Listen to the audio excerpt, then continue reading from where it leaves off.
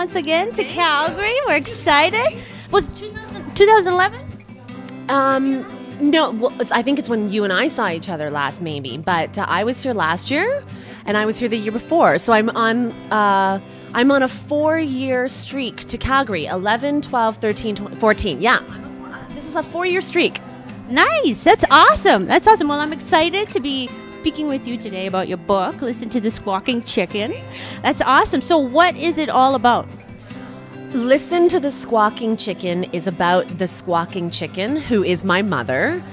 And it's a book about how she engineered me, her daughter, according to 10 life lessons. So the book is divided into 10 chapters, and each chapter is a lesson for me to, be a better person, or how to achieve success, or what would be the best behavior to be able to achieve success. So those are the sort of 10 chapters, and really in those chapters you learn about this beautiful, complicated person who is my mother.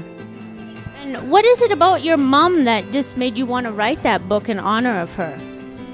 I'm glad you say in honor of her, because that really is the purpose of me writing the book. Is I wanted to pay tribute to her.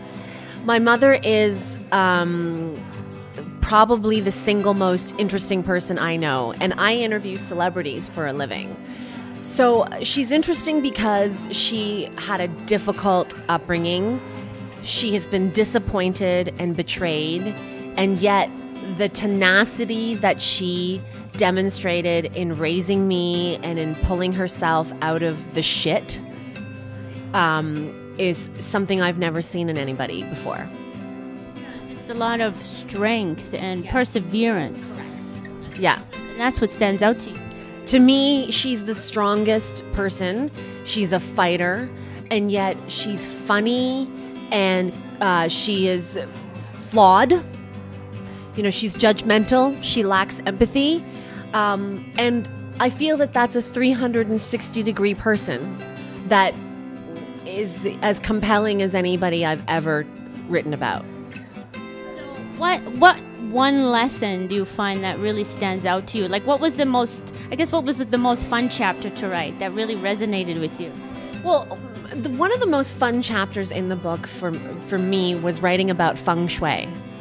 My mother raised me with a combination of pragmatism, discipline, shaming, but also with spirituality and magic.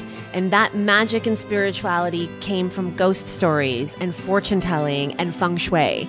And so there's a chapter, the longest chapter in the book is the feng shui chapter, where I talk about how that affected me, how she blackmailed me using feng shui so that I would do things that she wanted me to do.